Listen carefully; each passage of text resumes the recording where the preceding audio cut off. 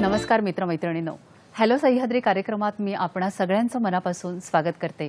मित्रमैत्रिणींनो, October महिना हा breast cancer जनजागृती महिना म्हणून आपण साजरा करत आहोत। त्या निमित्ताने आज आपण स्तनांचा कर्करोग आणि जनजागृती या विषयावर चर्चा करणार आहोत। या विषयावर चर्चा करण्यासाठी आज आपल्याकडे डॉक्टर संजय दुधाट हे आलेले आहेत।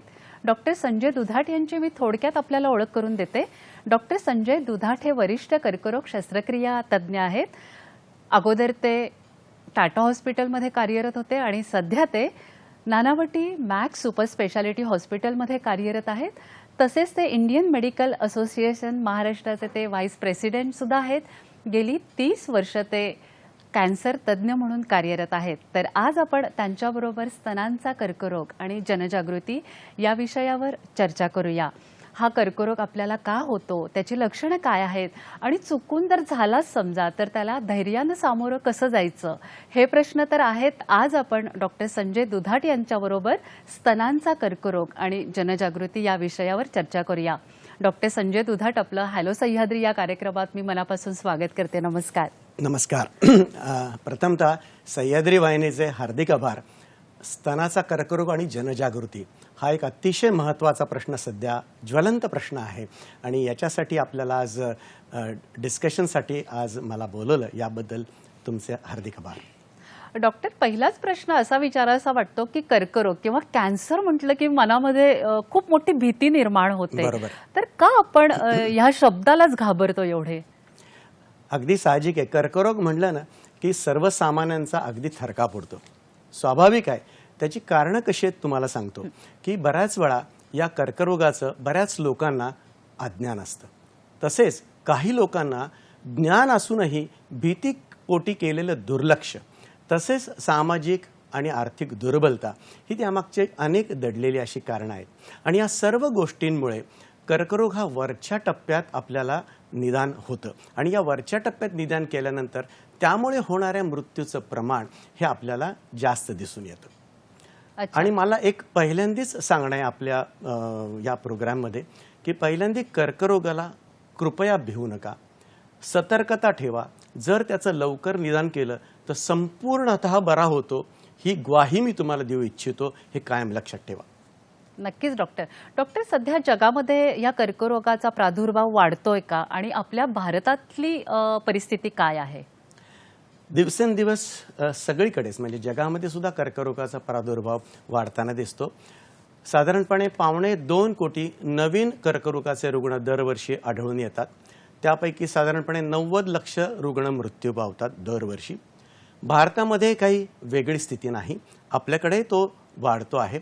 साधारणपणे 18 लाख रुग्ण ॲव्हरेज दरवर्षी आपल्याला बघायला मिळतात आणि साधारणपणे 10 ते 12 लाख मृत्यू आपल्याला बघायला मिळतात। आणि जर तुम्ही कंपेअर केलं पाश्चिमात्य देशात आणि आपल्या देशांमध्ये, विकसनशील आपल्यासारख्या देशांमध्ये, तर आपल्याकडे होणारे कर्करोगाचं मृत्यूचं प्रमाण हे पाश्चिमात्य देशांपेक्षा जास्त आहे, कारण आपल्याकडे लवकर निदान फार होत नाही। अच्छा डॉक्टर, ह्या स्तनांच्या कर्करोगाची व्याप्ती काय आहे, काय सांगाल आपण? जसं तुम्हाला मी सांगितलं, जसे सगळे कर्करोग वाढत आहेत तसेच स्तनाचा कर्करोगही दिवसेंदिवस सगळीकडे वाढतोय। आणि WHO प्रमाणे जगामध्ये साधारणपणे 20 ते 22 लाख नवीन रुग्ण दरवर्षी बघायला मिळतात आणि त्यापैकी 7 लाख रुग्ण ॲव्हरेज मृत्यू पावतात। भारतामध्ये साधारणपणे आपण 2 लाख रुग्ण अराउंड आपण दरवर्षी सध्या बघत आहोत आणि भारतीय खंडामध्ये शहरी महिलांमध्ये हा सार्वत्रिक जास्त आढळतो। भारतामध्ये, आपल्या देशामध्ये या महिलांमध्ये साधारणपणे हा कर्करोगाचा रुग्ण नंबर 1 मध्ये आहे, अग्र क्रमांक घेतलेला आहे।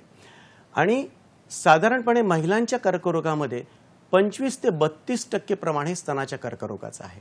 अच्छा। त्याच्यामुळे या कर्करोगाचं निदान जर लवकर झालं नाही आणि जर ते वरच्या टप्प्यात झालं तर त्यापासून होणाऱ्या मृत्यूचं प्रमाण सुद्धा आपल्या भारत देशामध्ये जास्त आहे। जर आपण आकडेवारी बघितली तर साधारणपणे जगातली जर दर 4 मिनिटाला एक स्तनाचा कर्करोगाचा रुग्ण आपल्याला आढळून येतो, दर 13व्या मिनिटाला एका महिलेचा मृत्यू या कर्करोगाने होतो आणि तसेच भारतामध्ये दर 24 महिलांपैकी एक महिला तिच्या लाईफ टाईममध्ये तिला हा कर्करोग होण्याची शक्यता असते. आणि हे जे प्रमाण आपण बघतोय ते साधारणपणे 26 ते 30% 2030 पर्यंत वाढेल असा अंदाज वर्तवला जातो. म्हणून आपल्याकडे फार दोन ज्वलंत प्रश्न आहेत की कर्करोगाचे वरच्या टप्प्यात होणारं निदान की ज्याचं पर्सेंटेज जास्त आहे 60 ते 70%, तसेच तरुण स्त्रियांमध्ये वाढणारा हा स्तनाचा कर्करोग हे आपल्या कर्करोग तज्ज्ञांसमोर तसेच आपल्या धोरणकर्त्यांसमोर सुद्धा एक आव्हानच ठरत आहे. नक्कीच डॉक्टर आता स्तनांचा कर्करोगाचं प्रमाण आपण बघितलं तर जास्तीत जास्त पेशंट आपल्याला तरुण मुलींमध्ये हा बघायला मिळतो.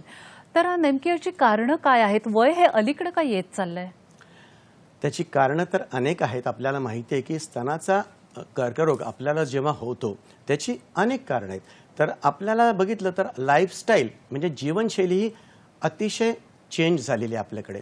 जर तुम्ही 40 वर्षापूर्वीची जीवनशैली बघितली आणि आत्ताची जीवनशैली बघितली तर त्यात जमीन आसमानाचा फरक आहे.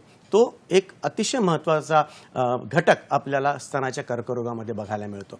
तसेच आपल्याकडे स्तनाच्या कर्करोगाच्या जे रिस्क फॅक्टर किंवा जे कारण आहेत त्याच्यामध्ये लवकर सुरू होणारी मासिक पाळी 12 वर्षाच्या आधी किंवा 50 नंतर होणारा मेनोपॉज हे बघितलं. नंतर अपत्यहीन स्त्रिया, पहिलं मूल दीर्घकाळाने होणे, 35 नंतर होणे, तसेच ओबेसिटी, स्थूलपणा, आहारात अतिस्निग्ध पदार्थांचा वापर, तसेच धूम्रपान, मद्यपान ह्या हल्ली जे प्रमाण वाढलेलं आहे त्याचासुद्धा या कर्करोग होण्यासाठी कारणीभूत ठरतात.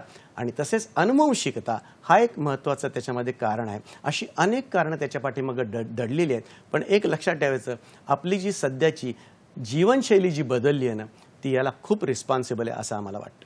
नक्कीच डॉक्टर मग तरुण मुलींमध्ये आता आपण तरुण मुलींविषयी बोलतोय तर आपल्याला स्तनांचा कर्करोग झालाय हे आपण ओळखायचं कसं? आता बेसिकली आपण बघतो की स्तनांच्या काही कर्करोगाची लक्षणं आहेत, वेदनारहित गाठ. पण आपल्याकडे काय माहिती का, एक गैरसमज आहे. बऱ्याच वेळा स्त्रिया साधारणपणे पेन इन द ब्रेस्ट म्हणजे स्तनामध्ये मला दुखतंय म्हणून डॉक्टरांकडे येतात, डॉक्टर मला कॅन्सर आहे का?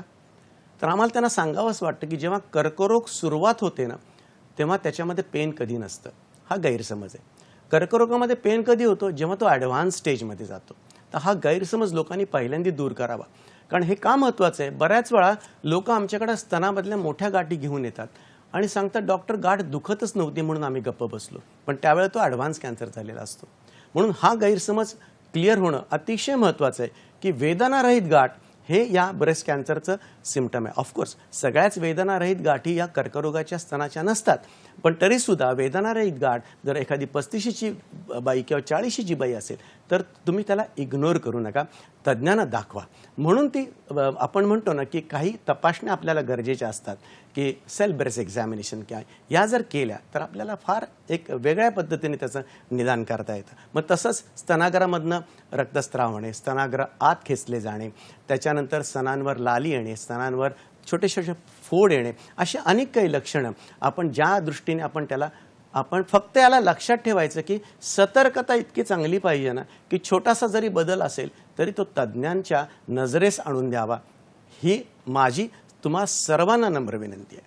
नक्कीच डॉक्टर आता तुम्ही म्हणालात की स्वतः तपासणं, पण ह्या छोट्या छोट्या गाठी ज्या आपल्या स्तनांमध्ये येतात त्या हाताला लागतात का? कारण थोडीशी मोठी असेल तेव्हाच ती आपण तपासल्यानंतर हाताला लागेल, की या गाठी साधारण केवढे असतात त्या हाताला लागण्या इतपत? अगदी चांगला प्रश्न आहे.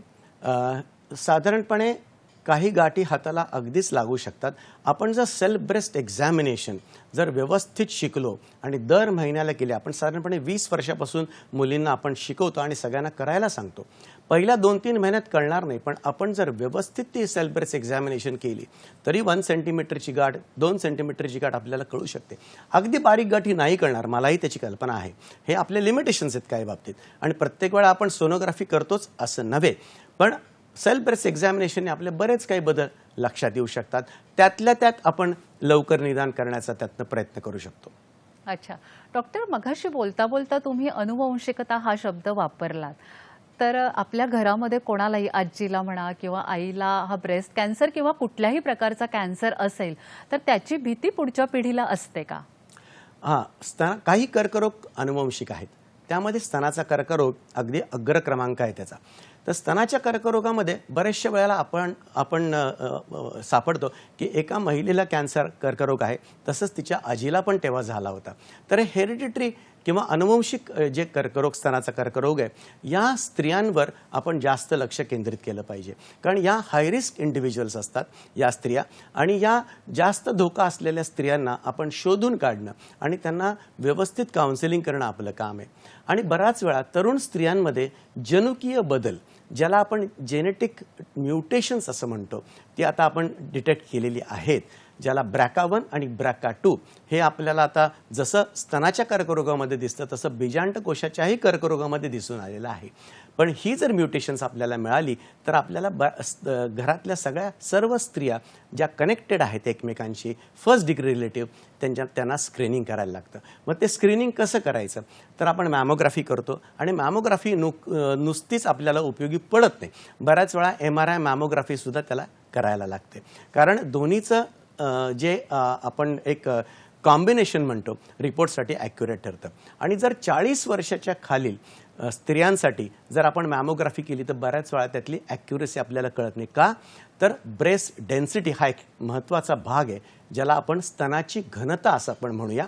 तर ती स्तनाची घनता जास्त असेल तर मॅमोग्राफी कदाचित आपल्याला जेवढं पाहिजे तेवढं डायग्नोसिस देऊ शकणार नाही. मग आम्ही सोनोग्राफी ऑफ द ब्रेस्ट तसेच MRI मॅमोग्राफी ही त्याच्याबरोबर करतो की जेणेकरून आपल्याला एक चांगलं निदान त्याच्यामधनं मिळू शकतं. तर या गोष्टी आपण फॉलो करायला पाहिजेत. अर्थात ही जरी हिस्ट्री घरी असेल तरी घाबरून जायचं कारण नाही. आपण चांगलं स्क्रीनिंग करू शकतो, त्यांना रिस्क रिडक्शनचे उपायसुद्धा सांगू शकतो, काही जे अस्तित्वात आहेत. आता पूर्वी हे रिस्क रिडक्शनचे उपाय हे आपल्याकडं अजिबातच लोक ऐकायचे नाहीत, पण आता यंग पिढी इतकी बोल्ड आहे, समजूतदार आहेत, आणि त्यांना माहिती आहे की आपण असं नाही केलं तर आपलं नुकसान होईल.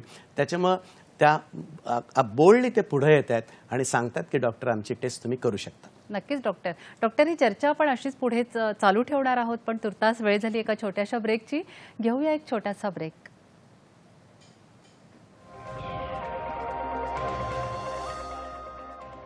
कार्यक्रमामध्ये पुन्हा एकदा आपल्या सगळ्यांचं स्वागत आहे. आजचा आपला विषय आहे स्तनांचा कर्करोग आणि जनजागृती, आणि आपले फोन नंबर असे आहेत 24908050 आणि 24988050. मुंबई बाहेरील प्रेक्षकांसाठी 022 हा आपला STD कोड आहे. आणि आज आपल्यासोबत कॅन्सर तज्ज्ञ आहे डॉक्टर संजय दुधाट.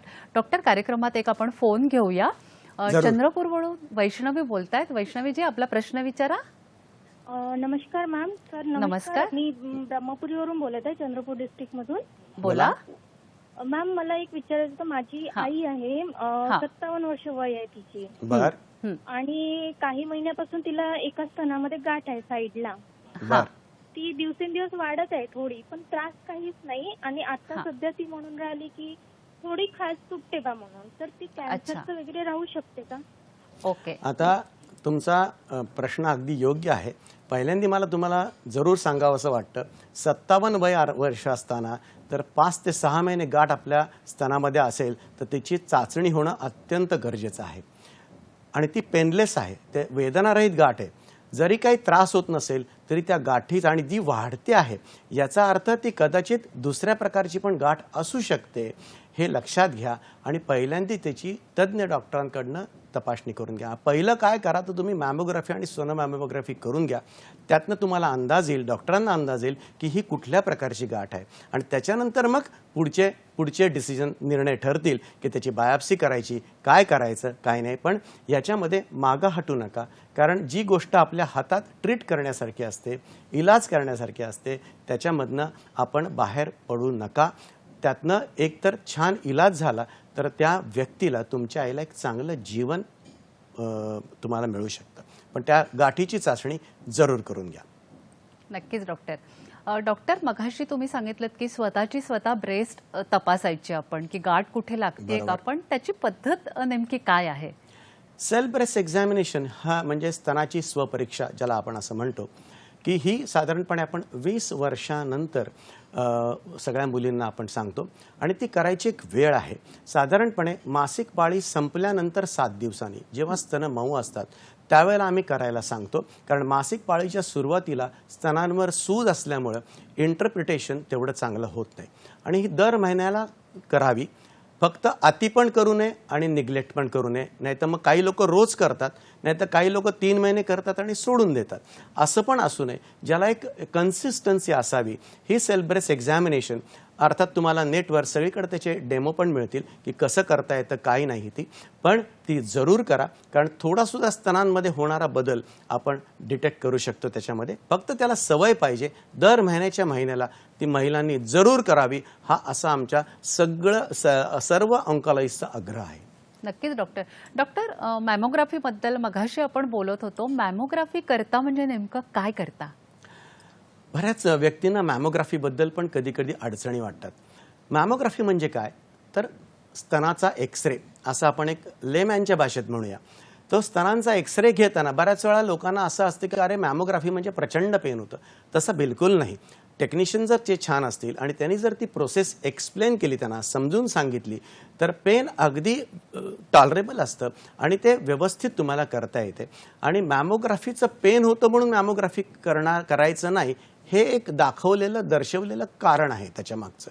ॲक्च्युली मॅमोग्राफीमध्ये कित्येक लोक करतात, काही प्रॉब्लेम येत नाही, पण त्याच्यापासून पळ काढू नका. ती जरूर करा 40पासून, त्याचा तुम्हाला नक्कीच फायदा होईल. नक्कीच डॉक्टर, आणि ही मॅमोग्राफी मुलींमध्ये वयाच्या कितव्या वर्षापासून केली जाऊ शकते?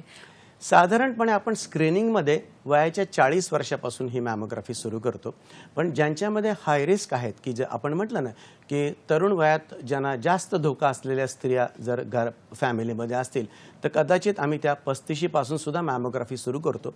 पण मॅमोग्राफीबरोबर त्या तरुण स्त्रियांना सोनोग्राफी ब्रेस्ट हे सुद्धा आम्ही करतो. आणि बऱ्याच वेळा काय होतं, सोनोग्राफीमध्ये सुद्धा काही लक्षात येत नसेल आणि जर काही सस्पिशन असेल तर आम्ही MRI मॅमोग्राफी हा जो प्रकार आहे तो सुद्धा करतो. अर्थात प्रत्येक पेशंटमध्ये आपण करत नाही, थोडं कॉस्टली आहे ते, पण जरूर लागेल ते आम्ही नक्की करतो.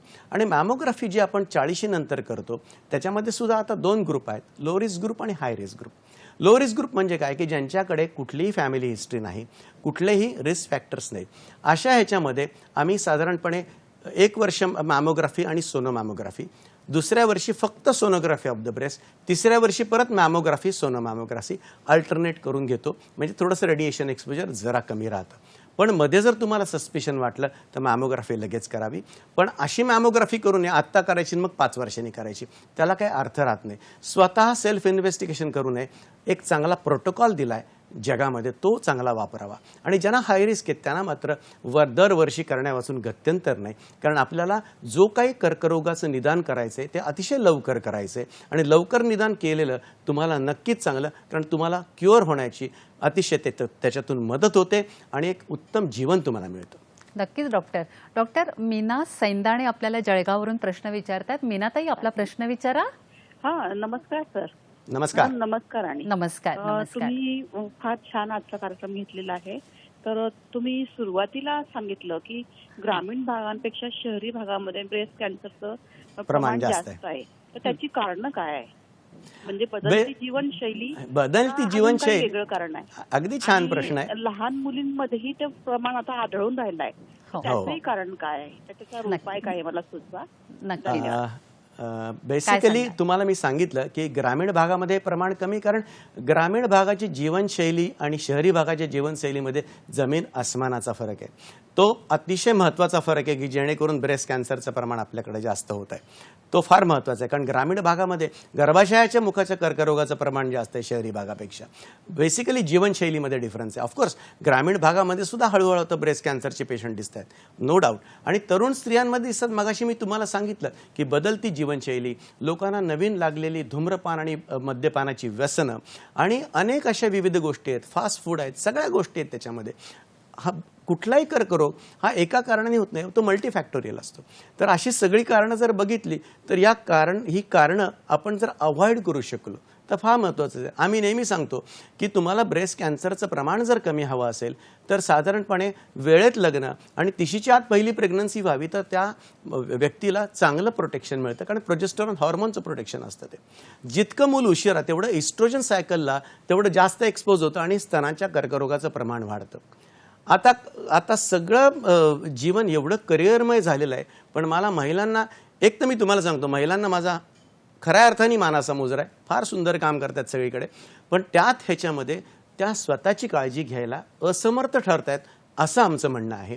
तर बाकीच्या गोष्टी करताना स्वतःच्या शरीराकडे, स्वतःच्या मनाकडे दुर्लक्ष न करता जेवढं तुम्ही आपलं शरीर सुदृढ ठेवाल ना, तेवढं तुम्ही कॅन्सरपासून दूर राहाल असं मला वाटतं. आपण किती लोक व्यायाम करतो, व्यायामाला वेळच नाही, 24 तासात व्यायामाला वेळ नाही असं होऊ शकतं का? नाही, मला वेळच नाही, हे चुकीचं आहे. आपल्याला सगळीकडे वेळ काढता येतं. Nothing is impossible in this world असं मी नेहमी म्हणेन. वेळ काढत असेल, पण फक्त तो मेंटल ब्लॉक असतो, तो काढायचा आणि आपण काम करायचं. 1 तास ते 1.5 तास तुमच्या बॉडीला तुम्ही द्या, व्यायाम करा, योगा, मननचिंतन करा, बघा तुमची बॉडी कशी सुदृढ राहते. 1 तास रोज व्यायाम केला तर कुठलाही कर्करोग तुमच्या 25% प्रमाण कमी राहतं. पण हे करून बघा, नाहीतर आपण 9 दिवस जिमला जातो आणि 10व्या दिवशीपासून जिम बंद करतो. पैसे त्या जिमला मिळतात, आपल्या शरीराला काहीच त्याचा फायदा होत नाही. पण हे मात्र लक्षात ठेवा की कन्सिस्टन्सी ठेवा, चांगलं आयुष्य तुम्हाला जगता येईल. नक्कीच. डॉक्टर, मनामध्ये एक छोटासा प्रश्न येतो, जसं स्त्रियांमध्ये स्तनाचा कर्करोग होतो तसं पुरुषांमध्ये हे प्रमाण आहे का, त्यांना होतो का? फार चांगला प्रश्न आहे. लोकांना काय वाटतं स्त्रियांमध्येच हा कर्करोग होतो, तसं नाहीये. पुरुषांमध्येही हा कर्करोग होतो. पुरुषांमध्ये पण त्याचं प्रमाण अतिशय कमी आहे. पूर्वी 1% होतं, आता 2% पर्यंत गेलेलं आहे. पूर्वी आम्ही 5 वर्षातनं एखादा रुग्ण बघायचो, पण अनफॉर्च्युनेटली मी लास्ट 3-4 वर्षात जवळजवळ 7 का 8 रुग्ण मेल ब्रेस्ट कॅन्सरचे ऑपरेट केलेले आहेत. डिफरन्स काय, मेल ब्रेस्ट कॅन्सर हा नॉर्मल ब्रेस्ट कॅन्सर स्तनाच्या कर्करोगापेक्षा जास्त ॲग्रेसिव्ह असतो. त्यांना जास्त वेगळी ट्रीटमेंट, ॲग्रेसिव्ह ट्रीटमेंट द्यायला लागते, ज्याला आक्रमक स्वरूप म्हणतो. जसं तरुण स्त्रियांमध्ये कसा हा कर्करोग आक्रमक स्वरूपाचा असतो, तसंच या पुरुषांच्या मध्ये सुद्धा तो आक्रमक स्वरूपाचा असतो. त्याच्यामुळे त्याची योग्य वेळी निदान करणं, योग्य वेळी त्याची चाचणी करणं आणि योग्य ती ट्रीटमेंट, अचूक ट्रीटमेंट देणं हे फार महत्त्वाचं आहे. अच्छा, मग पुरुषांमध्ये पण अशा सिस्टच असतात, म्हणजे गाठीच असतात, गाठी येतात. आणि तुम्हाला मी सांगतो, सेल्फ एक्झामिनेशन ही फक्त स्त्रियांपुरती मर्यादित नव्हे, तर ती पुरुषांनी सुद्धा करायला पाहिजे. कारण त्यांच्यामध्ये सुद्धा हा जरी कमी प्रमाणात असेल तर होऊ शकतो. कारण जसं स्त्रियांमध्ये जीवनशैली आणि बाकीच्या फॅक्टर्समुळे शरीरामध्ये चेंजेस होत आहेत, तसे पुरुषांमध्ये पण होत आहेत. हे आम्ही आता बघतोय. आता आम्ही पुरुषांमध्ये ब्लिडिंग फ्रॉम द निपल हे किती क्वचित होतं. मी सुरुवातीला बघितलं 2015 मध्ये, ते कधी आम्ही बघायचो नाही. पण अशा गोष्टी पुरुषांमध्ये पण होत आहेत. पण पुरुषांनी सुद्धा तेवढी काळजी घ्यायला हवी असं मला जरूर वाटतं. नक्कीच. डॉक्टर दुधाट, मला सांगा की जेनेटिक काउन्सिलिंग म्हणजे नेमकं काय आहे? अतिशय चांगला प्रश्न आहे की आपण जेव्हा काही तरुण स्त्रियां बघतो, जसं एक तरुण स्त्रियांमध्ये ट्रिपल निगेटिव्ह, म्हणजे आम्ही ज्या रिसेप्टर निगेटिव्ह म्हणून एक प्रकारचा ब्रेस्ट कॅन्सर असतो, आणि 50च्या आत किंवा 60च्या आतमध्ये ज्या स्त्रिया या ट्रिपल निगेटिव्ह कॅन्सर डिटेक्ट होतात, त्यांच्यामध्ये ही आपण जेनेटिक टेस्ट करतो. आणि जी जनुकीय बदल मी मगाशी तुम्हाला सांगितलं, BRCA1 आणि BRCA2 ही जी जेनेटिक म्युटेशन्स आहेत, ती आपण या ट्रिपल निगेटिव्ह कर्करोगामध्येही जास्त प्रमाणात आढळतात. म्हणून ती वेळेत जर आपण डिटेक्ट केली तर त्याची ट्रीटमेंट वेगळी असते.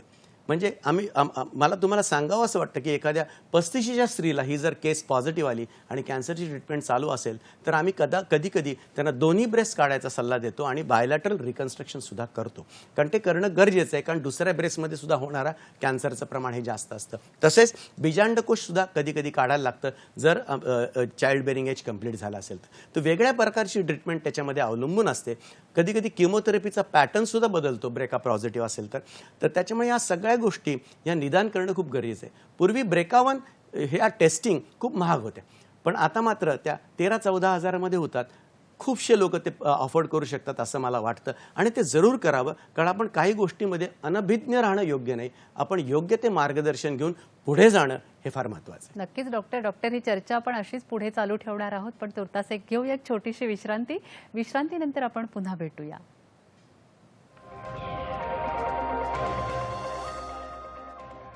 विश्रांतीनंतर पुन्हा एकदा आपल्या सगळ्यांचं स्वागत. आजचा आपला विषय आहे स्तनांचा कर्करोग आणि जनजागृती, आणि आपल्यासोबत आहे डॉक्टर संजय दुधाट. डॉक्टर, आपण कार्यक्रमात एक फोन घेऊया आणि मग पुढे चर्चा करूया. शिवानंद वसेदार निपाणीवरून बोलतायत. शिवानंदजी, आपला प्रश्न विचारा. नमस्कार मॅडम. नमस्कार. काही ग्रामीण भागामध्ये महिला किंवा मुली जे असतात, त्यांनी आपण समजा त्यांना एक स्तन कॅन्सर असून दे किंवा हृदयाचे काही प्रॉब्लेम व्हायला त्यांना, ब्रेस्ट कॅन्सर वगैरे, बर. ते सांगण्यासाठी किंवा डॉक्टरांना दाखवण्यासाठी किंवा तपासणीसाठी ते फार घाबरतात. कुणाला सांगायचं, कसं बोलायचं, हे असं त्याच्या मनामध्ये एक भीती निर्माण असते. पण ते भीती निर्माण झालेली काढून म्हणजे ते तपासणीला प्रवृत्त करण्यासाठी म्हणा किंवा डॉक्टरांना सांगण्यासाठी म्हणा, त्याने कशा प्रकारे मार्गदर्शन घेतले पाहिजे त्यांनी, की बाबा आम्ही काय करायला पाहिजे, कसं घ्यायचं, ट्रीटमेंट कसं करायचं, तुम्ही काय त्यांना मार्गदर्शन करणार, असं माझा प्रश्न आहे बघा साहेब. नक्कीच. अगदी चांगला प्रश्न आहे. बऱ्याच वेळा आपल्या लक्षात येतं की कर्करोग जेव्हा वरच्या टप्प्यात होतं, मग स्तनाचा असू द्या नाही तर कुठलाही असू द्या, तो बऱ्याच वेळा लोक अरे मी कसं सांगू, लाज, हे अनेक गोष्टी महिलांमध्ये आपल्याला बघायला मिळतात. पण या गोष्टीसाठी एकच औषध आहे, ते म्हणजे सार्वत्रिक जनजागृती. याच्याशिवाय दुसरा पर्याय नाही. आम्ही अनेक ठिकाणी असे कॅम्प घेतो, अनेक ठिकाणी अशी प्रबोधनं घेतो. हे वारंवार होणं गरजेचं आहे आणि त्यांच्या कानावर या गोष्टी घालणं गरजेचं आहे. जोपर्यंत त्यांना समजत नाही की कर्करोग असला तरी तो पूर्णपणे बरा होऊ शकतो, चांगल्या स्टेजमध्ये असेल तर, तोपर्यंत त्या गोष्टी पुढे दाखवायला येणार नाही. पण त्यांच्यापर्यंत जाऊन पोचलं पाहिजे आणि त्यांच्यापर्यंत जाऊन जनजागृती केली पाहिजे, हाच त्याच्यावरचा महत्त्वाचा उपाय. मग त्यांच्यासाठी काही बुकलेट्स नेऊन देणं, नंतर कॅम्प घेणं, ह्या अशा अनेक गोष्टी तुम्ही तुमच्या ग्रामीण भागातील लोकल डॉक्टरना जरी सांगितलं तरी तुम्ही ते लोकल डॉक्टरसुद्धा तुम्हाला ह्याच्यामध्ये मदत करू शकतील. पण एक लक्षात ठेवायचा, हा मेसेज त्यांच्यापर्यंत जाऊ द्या की कर्करोगाचे कुठलेही तुमची लक्षणं असतील तर त्वरित डॉक्टरकडे जा, कारण तुम्हाला त्याचा नक्कीच फायदा होईल. नक्कीच. आणि मला वाटतं डॉक्टर, थोडीशी लाज जर आपण बाजूला ठेवली तर हे शक्य आहे. डॉक्टर, मला सांगा की जेव्हा तुमच्याकडे एखादा रुग्ण येतो आणि तुम्ही त्याला सांगता की तुम्हाला कॅन्सर पॉझिटिव्ह आहे किंवा कॅन्सर झालाय, तेव्हा त्यांची मानसिक स्थिती काय असते आणि त्यावेळी तुम्ही काय करता? खूप चांगला प्रश्न आहे. आपण कर्करोग डायग्नोसिस करणं आणि त्याची ट्रीटमेंट हा एक मेथड आहे, एक स्टँडर्ड प्रोटोकॉल असतो. पण आपण पेशंटला नुसतं शारीरिक म्हणून ट्रीट करणार आहोत का नाही, आपण त्यांना मानसिक पद्धतीने सुद्धा त्याच्यावर इलाज करणार असतो. म्हणून काउन्सिलर आणि ह्याची फार गरज असते. मी नेहमी सांगतो की oncologist has to be a good psychologist, कारण आपण त्यांना समजून सांगणं अत्यंतिक गरजेचं आहे. बऱ्याच वेळा कर्करोग नुसता झाला असं म्हणून ना, रुग्ण आणि त्यांचे नातेवाईक यांची मानसिक स्थिती जाणून घेणं खूप गरजेचं असतं. कारण बऱ्याच वेळा त्यांचं इतकं मानसिक खच्चीकरण झालेलं असतं, मनोधैर्य खचलेलं असतं, अनेक आर्थिक अडचणी असतात, सामाजिक अडचणी असतात. त्यांना त्याच्यातनं बाहेर कसं पडता येईल याच्यासाठी त्यांना सर्वतोपरी डॉक्टर असं नाही, नातेवाईक आणि समाजाने मदत करावी. आणि त्यांना एक सांगावंसं वाटतं की आपल्याला कसं जीवन जगायचं आहे. बऱ्याच वेळा वाटतं कॅन्सर झालं म्हणजे संपलं. नाही, असं नव्हे. तर त्यांना काय सांगायचं, आपल्याला किती जगायचं, ह्याच्यापेक्षा कसं जगायचं हे फार महत्त्वाचं आहे. कर्करोग जरी झाला असला तरी आपण नुसतं बसून काय होणार आहे का? जर त्याच्यावर ट्रीटमेंट केली तर आपण चांगलं जीवन जगू शकतो. म्हणून कर्करोगाचं एखादं किंवा दुसरं एखादं संकट असू द्या, त्याचा आपण समर्थपणे मुकाबला कसा करू शकतो हे त्यांना समजून देणं खूप गरजेचं आहे. म्हणून जी परिस्थिती आपण बदलू शकत नाही ती ग्रेसफुली स्वीकारण्याची तयारी, आणि जी परिस्थिती आपण बदलू शकतो ती बदलण्याचं धैर्य हे रुग्ण आणि नातेवाईकांना प्रथमतः समजून सांगण्याचे खूप गरज आहे. डायरेक्ट तुम्ही ट्रीटमेंटवर जाऊ नका. सगळेच डॉक्टर आम्ही काउन्सिलिंगशिवाय पुढे जात नाही. म्हणून counselling is a integral part. आणि म्हणून त्यांच्यामध्ये सकारात्मकता आणायची. आणि सकारात्मकता कशी, पहिल्यांदा ते नकारात्मक असतात आपल्याकडे येताना, पण नकारात्मकतेतून सकारात्मकता ही अशी जर आपण आणली गेली तर मला वाटतं त्यांना आपण छान रेडी करू शकतो. आणि जी व्यक्ती बोल्डली तयार होते, म्हणून त्यांना थोडासा टाईम द्यावा. कधी सांगू नका की दुसऱ्या दिवशी तुमचं ऑपरेशन केलं पाहिजे नाही तर कर्करोग पसरेल, असं नसतं. कर्करोग एका दिवसात कधीही पसरत नाही. त्यांना वेळ द्या, त्यांच्या नातेवाईकांना वेळ द्या, कारण त्यांना सगळ्या गोष्टी अरेंज करायच्या असतात. तर त्यांच्या कलेने घेऊन ते पुढं जा तुम्ही. आणि जर एकदा पेशंट आणि नातेवाईकांचं मन स्ट्रॉंग झालं ना, तर पुढची ट्रीटमेंट, पुढचा इलाज अतिशय सुलभरित्या ऑन्कॉलॉजिस्ट करू शकतो. नक्कीच डॉक्टर. डॉक्टर, कार्यक्रमात एक फोन आलाय. विनया परब विरारवरून बोलतायत. विनयाजी, आपला प्रश्न विचारा. नमस्कार. नमस्कार. मला मॅडम एक प्रश्न विचारायचा आहे. मी विरारवरून विनया विलास परब बोलते. बोला. की हा जो स्तनांचा कर्करोग आहे तो होऊच नाही म्हणून काय काळजी घ्यावी? आता चांगला प्रश्न आहे. Prevention is better than cure असं म्हणतात. तर म्हणून आपण सांगतो की जी आपल्याला कोणालाही सध्या जमत नाही ती जीवनशैली आपल्याला चांगली करायची आहे. जीवनशैली अत्यंत चांगली, मानसिक ताण तणाव विरहित ठेवावी, स्वतःच्या शरीराकडे चांगलं लक्ष द्यावं, उत्तम व्यायाम, योगा, मेडिटेशन हे सगळं जरूर करावं. रोज 1 तास व्यायाम आणि 25% कर्करोग आपल्याकडे कमी होऊ शकतो असं आपलं संशोधन आहे. नंबर 3, चांगला सकस आहार हे फार महत्त्वाचं आहे. आता तुम्ही बघितलं असेल सगळ्या मुलांना बाहेरचं खाण्याची सवय, फास्ट फूड खाण्याची सवय, त्याच्यामुळे सकस आहार त्यांना मिळत नाही. सकस आहारातली जीवनसत्व आणि जे अँटॉक्सिडंट आहेत ते मिळणं गरजेचं आहे. म्हणून फळभाज्या, पालेभाज्या, फळांचा आणि प्रथिनांचा अतिशय सुंदर वापर करावा. आणि मुलांवर लहानपणापासून आपण संस्कार करायला शिकलं पाहिजे की फास्ट फूड चांगलं नाही, घरातलं फूड चांगलं आपण खावं. मी फास्ट फूड खाऊ नका असं म्हणत नाही, पण कधीतरी चव घेण्यासाठी ते असावं. रोजच्या जेवणात त्याचा वापर नसावा, कारण आपल्या त्याच्यात पाहिजे तेवढ्या गोष्टी मिळत नाही ज्या गोष्टी आपल्या घरच्या जीवनात मिळतात. आणि कायम लक्षात ठेवा, घरच्या फूडमध्ये जी माया असते ना ती बाहेर कधी मिळू शकत नाही. हे बियॉन्ड मेडिसिन आहे. पण एक लक्षात ठेवा, घरचा आहार हा अतिशय महत्त्वाचा आहे. ही सगळी जर आपण गोष्टी पाळली, धूम्रपानापासून आपण लांब राहिलो, मद्यपानापासून लांब राहिलो, तर या नक्कीच गोष्टी, वेळच्या वेळी झोपणे आणि वेळच्या वेळी सकाळी उठणे. साधारणपणे रात्री आपण 2-2 वाजेपर्यंत व्हॉट्सॲप बघत बसतो आणि आपली झोप मोड होते, आपली झोप पूर्ण होत नाही किंवा पूर्ण झोप होणं हे सुद्धा आरोग्यासाठी फार महत्त्वाचं आहे. आणि ह्या सगळ्या गोष्टी का पाळायच्या? नुसताच कर्करोग प्रिव्हेन्शन नाही, आपल्याकडे इतके डिसीज यंगमध्ये आपण बघतोय. मधुमेह आहे, ब्लड प्रेशर आहे, अशा अनेक गोष्टी आज यंग ह्याच्यात होत आहेत. यांना आपण का आमंत्रण द्यायचं? आपल्याजवळ त्याचा शिरकावच करू द्यायचा नाही. कितीही तुमची संकट असू द्या, काही असू द्या, आपला प्रोटोकॉल जीवनाचा रोजचा हा नीट ठेवलाच पाहिजे. ह्याची खुणगाठ तुम्ही मनाशी बांधा, तुमची तब्येत नक्कीच सुदृढ राहील. नक्कीच ना. डॉक्टर, एक छोटासा प्रश्न माझ्या मनात येतोय की एकाच वेळी दोन्ही स्तनांमध्ये गाठी येऊ शकतात का? हो, दोन्ही स्तनांमध्ये गाठी येऊ शकतात. कधी कधी एका स्तनांमध्ये ती कॅन्सरस असते, दुसऱ्या स्तनांमध्ये ती नॉन कॅन्सरस असते. पण कधी कधी पर्सेंटेज जरी कमी असलं तरी दोन्ही स्तनांमधल्या गाठी कधी कधी पॉझिटिव्ह निघतात. त्याला आम्ही बायलॅटरल ब्रेस्ट कॅन्सर असं म्हणतो. आणि ते सुद्धा छानपैकी ऑपरेट करता येतात, छानपैकी ट्रीट करता येतात. आता कधी कधी आम्ही छोटे कॅन्सर्स बघितले तर दोन्ही ठिकाणी आम्ही ब्रेस्ट प्रिझर्वेशन करतो, रेडिएशन आणि किमो देऊन त्यांना ट्रीट करतो आणि छान पद्धतीने ते ट्रीट होतात, यात काही शंका नाही. पण परत मी तेच सांगेन, सतर्कता आणि त्याची जाणीव हे फार महत्त्वाचं. नक्कीच. डॉक्टर, तुम्ही बोलता बोलता आता केमोचा उल्लेख केला. केमो म्हटलं की थोडंसं घाबरायला होतं, कारण लोकांच्या मनामध्ये आहे की केमोचा त्रास फार होतो. तर काय सध्याची परिस्थिती आहे? त्याचा त्रास थोडासा कमी झालाय की आहे तसंच आहे? कसं आहे, पेशंट्स हे आता केमोथेरपी आपल्याकडे कसं होतं माहिती ना, काही गोष्टी अशा काही समाजात पसरलेल्या आणि फिक्स असतात ना, ही गोष्ट वाईट आहे, ती काढणं खूप कठीण असतं. म्हणून आम्ही वेळच्या वेळी सांगत असतो, केमोथेरपीला प्रथम घाबरून जाऊ नका. केमोथेरपीचे साईड इफेक्ट असले तरी चांगल्या पद्धतीने आपण त्याला इलाज करू शकतो. इतकी चांगली औषधं आहेत साईड इफेक्टसाठी आज. नंबर 2, केमोथेरपी ही तुमच्या क्युअरसाठी फार महत्त्वाची आहे. जर तुम्हाला ॲडवायझेबल असेल तर ती जरूर घ्या. आम्ही म्हणत नाही ती कॅडबरी चॉकलेट्स आहेत, त्याचे साईड इफेक्ट आहेत. पण तुम्ही जर चांगलं काउन्सिलिंग केलं आणि पेशंटच्या जवळ भक्कमतेने उभा राहिलात तर ती केमोथेरपी चांगली टॉलरेट करतात आणि ते साईड इफेक्ट्स टेम्पररी असतात. केमोथेरपी संपली तर ते निघून जातात. प्रश्न कुठं असतो? डोक्यावरचे केस.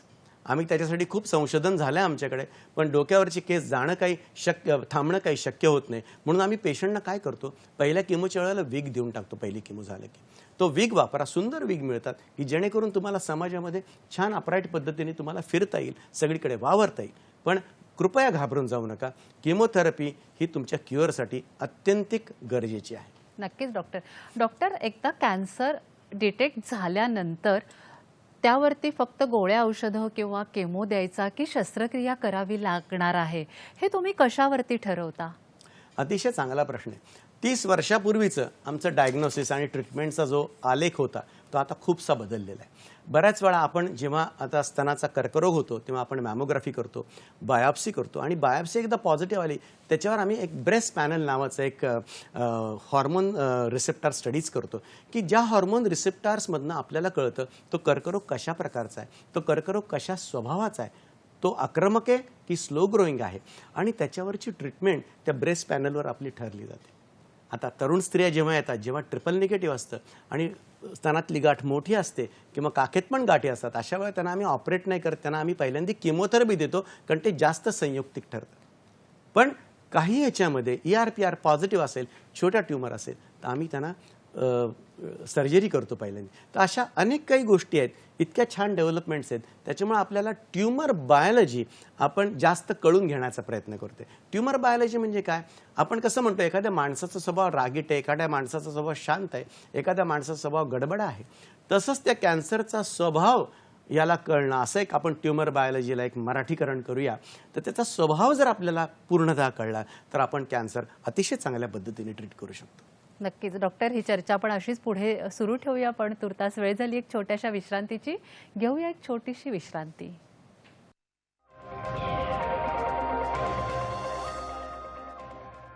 विश्रांतीनंतर पुन्हा एकदा आपल्या सगळ्यांचं स्वागत आहे. डॉक्टर, मला असा प्रश्न विचारायचा आहे की प्रत्येक वेळी पूर्ण स्तन काढलं जातं का, की तुम्ही काही वाचवायचा प्रयत्न करता त्याला? अतिशय चांगला प्रश्न आहे. आणि बऱ्याच वेळा स्त्रिया ट्रीटमेंटसाठी पुढं काय येत नाही की अरे बऱ्याच वेळा ते स्तन काढून टाकलं जातं. 30 वर्षापूर्वी हीच परिस्थिती होती, पण आता गेले एक 20-22 वर्ष स्तन प्रिझर्व करण्याची आता पद्धत आलेली आहे, ज्याला आपण ब्रेस्ट कन्झर्वेशन थेरपी असं म्हणतो, मर्यादित शस्त्रक्रिया. तर ही आपण खूपशा पेशंटमध्ये करतो. जवळजवळ 65% स्त्रियांमध्ये आम्ही आता स्तन वाचवण्याचा प्रयत्न करतो. आणि ज्या यंग स्त्रिया आहेत ना, लेस दॅन 60, त्यांच्यामध्ये तर करतो. छोटा ट्युमर असेल नक्कीच करतो. आणि जर मोठा ट्युमर असेल ना, तर आम्ही किमोथेरपी देऊन तो ट्युमरची साईज कमी करतो आणि ब्रेस्ट प्रिझर्वेशन करतो. इथपर्यंत आम्ही जातो. आणि काही वेळा काय होतं की अशा काही इंडिकेशन असतात की ज्याच्यामध्ये तुम्हाला स्तन नाही प्रिझर्व करतायत, मल्टीसेंट्रिसिटी, अशा अनेक इंडिकेशन आहेत. मग त्याच्यामध्ये जरी ब्रेस्ट काढावी लागली तरी आमच्याकडं रिकन्स्ट्रक्शन, प्लास्टिक सर्जरी एक सुंदर उपाय आहे. ती आपल्याच पाठीचं मसल मास, इम्प्लांट्स किंवा अशा करून एक सुंदर प्रकारे ब्रेस्टचा माउंट आपण छान रिकन्स्ट्रक्शन करू शकतो. आणि प्लास्टिक सर्जरी एवढी ॲडव्हान्स आहे की निपल एरियोला सारख्या गोष्टीसुद्धा नंतर क्रिएट करता येतात. त्याच्यामुळे कुठल्याही पद्धतीने घाबरून जाऊ नये, तेवढं मात्र लक्षात ठेवा की स्तन काढायला लागेल. बऱ्याच स्त्रिया, आणि त्यांना माहीत पण नसतं हे स्तन प्रिझर्व करायचं असतं का नाही, पण ते आपण त्यांना सांगितलं गेलं पाहिजे की हे स्तन प्रिझर्व होऊ शकतं, त्यांना तो ऑप्शन दिला पाहिजे. बाहेर एक गैरसमज असा आहे, स्तन काढून टाकलं ना डॉक्टर की मला किमोथेरपी लागणार नाही. असं नव्हे. स्तन प्रिझर्व केलं किंवा काढलं तरी तुमच्या रिपोर्टप्रमाणे किमोथेरपीचा डिसिजन हा वेगळा असतो. तो मॅस्टेक्टमीवर किंवा स्तन काढण्यावर अवलंबून राहत नाही, हे मात्र लक्षात ठेवा. नक्कीच. डॉक्टर, एक छोटासा प्रश्न येतो की तुम्ही सुरुवातीपासून सांगताय की हे वय जे आहे ते खूप अलीकडे येत चालले, तरुण मुलींमध्ये स्तनांचा कॅन्सर खूप दिसतो आपल्याला. पण 25 ते 30च्या दरम्यान साधारण मुलींच्या लग्नाचं वय असतं. सो समजा शस्त्रक्रिया झाली, एखादं स्तन काढलं किंवा तुम्ही वाचवलं समजा, आणि त्याच्यानंतर त्यांचं लग्न झाल्यानंतर त्यांना जेव्हा बाळ होतं तेव्हा त्या दुसऱ्या स्तनाने, जे स्तन चांगलं आहे त्या स्तनाने ते स्तनपान करू शकतात का? अतिशय चांगला प्रश्न आहे. जेव्हा अशा यंग स्त्रिया येतात की जेव्हा त्या लग्नानंतर त्यांना कर्करोग होतो, अशा वेळेला जरी स्तन काढला असेल आणि जी ट्रीटमेंट केलेली असेल तरी तुम्हाला प्रेग्नन्सी आम्ही सांगतो की 3 वर्ष थांबा, आपण बघूया कॅन्सर कुठं पसरलेलं नाही, आणि 3 वर्षानंतर आपण त्यांना प्रेग्नन्सीचा चान्स देऊ शकतो. आणि त्याच्यामध्ये अपोजिट ब्रेस्टमध्ये तुम्ही स्तनपान देऊ शकता. पण ब्रेस्ट जर प्रिझर्व केली असेल, कॅन्सरस ब्रेस्ट, तिथनं स्तनपान मात्र आम्ही द्यायला सांगू शकत नाही. पण अपोजिट बंधनं देऊ शकता. आणि प्रेग्नन्सीसुद्धा होऊ शकते. आमच्याकडे काही उदाहरणं आहेत की जे 25-26मध्ये झालेले कर्करोग 3 वर्षानंतर प्रेग्नन्सी होऊन चांगलं त्यांना मूल पण झालेलं आहे. ह्यासुद्धा गोष्टी आमच्या उदाहरणांमध्ये आहेत. नक्कीच. डॉक्टर, कॅन्सर म्हटलं की त्याचा संबंध पैशांशी पण फार येतो, फार खर्चिक ट्रीटमेंट आहे असं म्हटलं जातं. तर काय सांगाल आपण? आहे, यात काय वाद नाही, मी ॲग्री करतो. ही जी ट्रीटमेंट आहे ही थोडी खर्चिक आहे, पण त्याच्यामध्ये आपल्याकडे बऱ्याच गोष्टींकडनं मदत मिळू शकतात. म्हणून मी लोकांना नेहमी आवाहन करतो की आपल्या इंडियामध्ये पॉवर्टी असल्यामुळे बऱ्याच लोकांना कॅन्सरची ट्रीटमेंट ते घेऊ शकत नाहीत. मग अशा लोकांना NGOज आहेत, काही ट्रस्ट आहेत, किंवा आपल्याच जवळचे नातेवाईक किंवा मित्रमंडळी त्यांना जरूर मदत करावी की जेणेकरून फुल न फुलाची पाकळी का होईना त्यांना मदत करावी की जेणेकरून त्यांना ट्रीटमेंट घेता येईल. आणि मला तर कधी माझ्या ईश्वराकडे मी नेहमी प्रार्थना करू इच्छितो की आपल्या भारत देशामध्ये अशी वेळ एक दिवस यावी ना की एकही रुग्ण या कर्करोगाच्या ट्रीटमेंटपासून वंचित राहू नये. एवढी माझी मनापासूनची इच्छा आहे.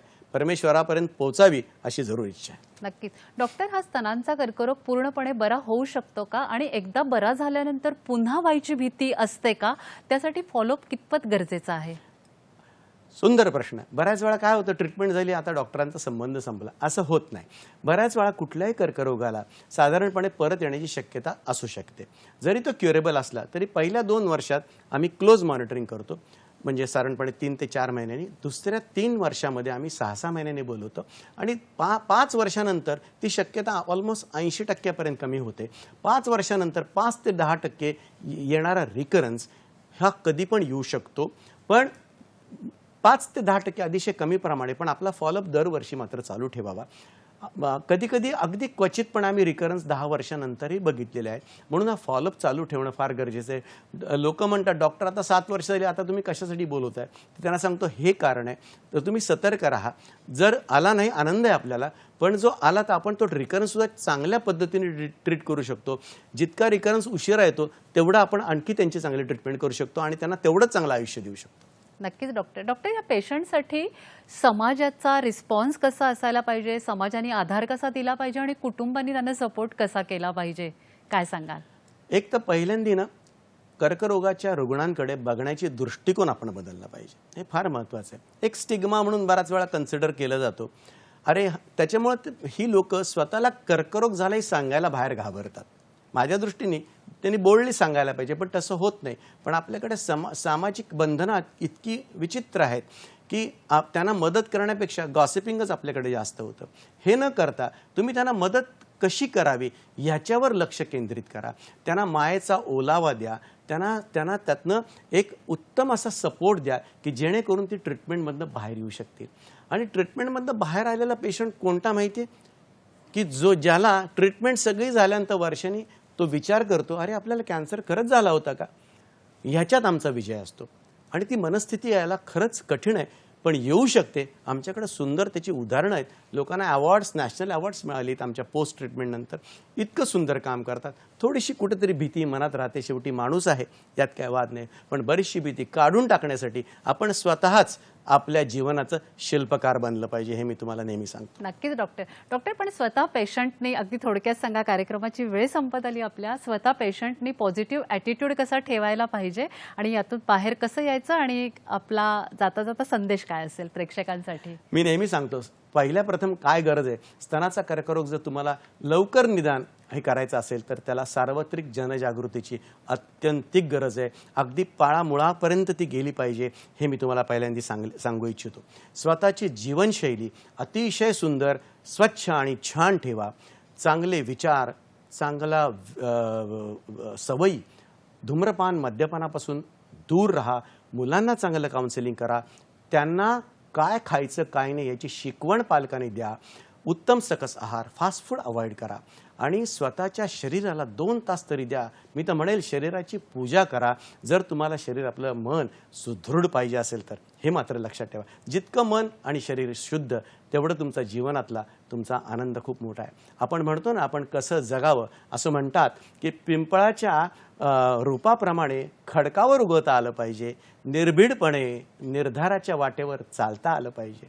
वादळ काय येतात आणि जातात, पण आपण मात्र मातीत घट्ट पायरून होऊ राहायला पाहिजे. म्हणून सार्वत्रिक संदेश काय, तर जीवनातली सकारात्मकता वाढवा, स्वतःची वाढवा, दुसऱ्यांचीही वाढवा. समोर आयुष्य तुम्ही एक आयुष्याचा निर्भेळ आनंद घ्या. समोर बघा, आयुष्य खूप सुंदर आहे. नक्कीच डॉक्टर संजय दुधाट, आज आपण इथे आलात आणि स्तनांच्या कर्करोगाविषयी खूप चांगलं असं मार्गदर्शन आमच्या प्रेक्षकांना दिलं. त्याबद्दल मी सह्याद्री वाहिनीतर्फे आणि सगळ्या प्रेक्षकांतर्फे आपले मनापासून आभार मानते. धन्यवाद.